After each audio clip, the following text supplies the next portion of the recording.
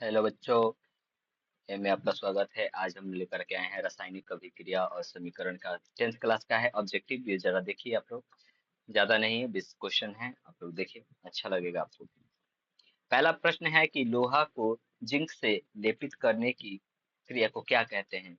तो ये बोला जाता है गैल्वेनीकरण। ठीक है, ये बोला जाता है गैल्वेनीकरण। अगला प्रश्न है कि सिल्वर क्लोराइड का रंग कैसा होता है? तो सिल्वर क्लोराइड का रंग श्वेत होता है। सिल्वर क्या एक चांदी को बोला जा रहा है, तो चांदी हम लोग को कैसा दिखता है? तो सफेद दिखता है, तो इसलिए सफेद इसका नाम है, श्वेत। अगला प्रश्न है 3 नंबर कि जस्ता तथा तनु हाइड्रोक्लोरिक अम्ल की अभिक्रिया के फलस्वरूप निम्न में से कौन सा बनता है? कौन सा गैस होता है? तो ये बनता है H2 बनता है, हाइड्रोजन गैस इसमें से मुक्त होता है। ठीक है, अगला प्रश्न है कि निम्नलिखित में से कौन सा एक दहन अभिक्रिया है? दहन का मतलब जलना, तो कौन जलता है? जल तो उबलता है, मोम पिघलता है, लेकिन पेट्रोल क्या होता है? जलता है। पेट्रोल हमारा जलता है, इसलिए ये ऑप्शन। अगला प्रश्न है शाक सब्जियों को विघटित होकर कंपोस्ट बनना किस अभिक्रिया का उदाहरण है? तो ये होता है ऊष्माक्षेपी अभिक्रिया। ऊष्माक्षेपी अभिक्रिया। अगला प्रश्न है कि निम्नलिखित में से कौन सा उत्पाद लेड नाइट्रेट को गर्म करने से बनता है? तो लेड नाइट्रेट को गर्म करेंगे तो ये होगा तुम्हारा NaO2 और O2। ठीक है, ये हमारा ऑप्शन डी होगा। निम्नलिखित में से कौन सा सही है?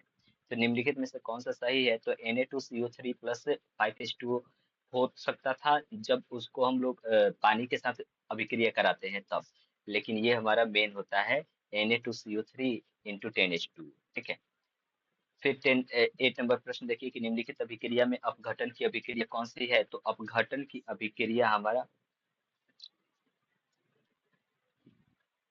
ये हमारा हो जाएगा 2KClO3 इंटू टू प्रोडक्ट में देगा 2KCl प्लस O3। ठीक है, अगला प्रश्न है 9 नंबर में कि Fe2O3 प्लस 2Al प्रोडक्ट में रहा है कि Al2O3 प्लस 2Fe3। देखो कि इसमें क्या हुआ है कि Al को Fe विस्थापित कर दे रहा है ना, Fe को Al विस्थापित कर दे रहा है, तो विस्थापन की अभिक्रिया होती है, एकल विस्थापन बोल सकते हैं इसको। तो एकल विस्थापन तो इसमें दिया नहीं गया है, लेकिन विस्थापन अभिक्रिया दिया गया है ऑप्शन में। तो ये हो जाएगा हमारा विस्थापन अभिक्रिया। लौह चूर्ण पर तनु हाइड्रोक्लोरिक अम्ल डालते हैं तो क्या बनता है? तो ये बनाता है हमारा हाइड्रोजन गैस और आयरन क्लोराइड। हाइड्रोजन गैस और हाइड्रोजन क्लोराइड हमारा आयरन क्लोराइड बनाता है।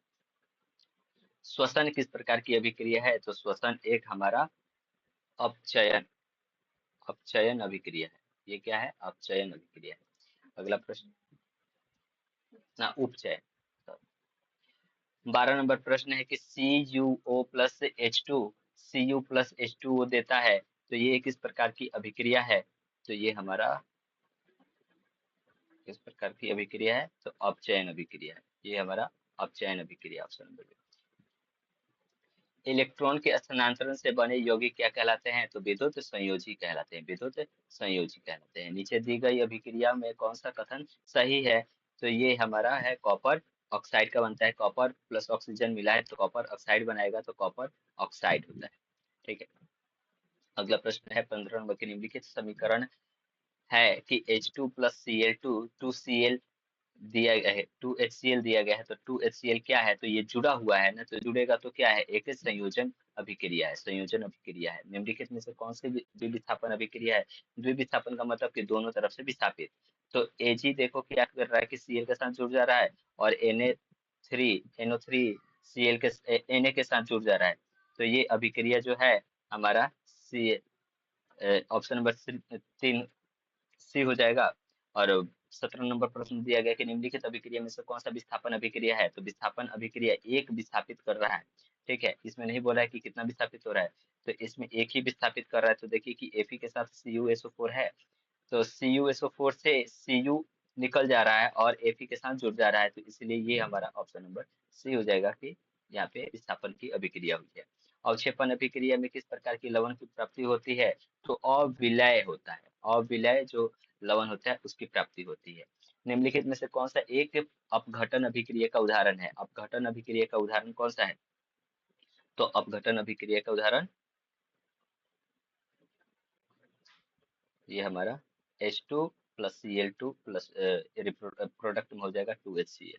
ठीक है, अपघटन की अभिक्रिया। निम्नलिखित में कौन सा एक रेडॉक्स अभिक्रिया है? तो रेडॉक्स अभिक्रिया हमारा हो जाएगा ऑप्शन नंबर सी। यहाँ पे देख सकते हैं कि रेडॉक्स का मतलब होता है कि उपचयन और अपचयन दोनों अभिक्रिया होती है, यानी कि ऑक्सीजन ऑक्सीजन का जुड़ना और हाइड्रोजन का मुक्त होना दोनों होता है, इसलिए ऑप्शन नंबर इसका सी हो जाएगा। ठीक है बच्चों, आई होप आप लोग को समझ आया होगा। ठीक है, और ये प्रश्न में आए गए प्रश्न है, पेपर में आए गए प्रश्न है, एक बार आप लोग जरूर देखिएगा इसको। ठीक है, और नए होंगे तो चैनल को सब्सक्राइब जरूर कीजिएगा। धन्यवाद।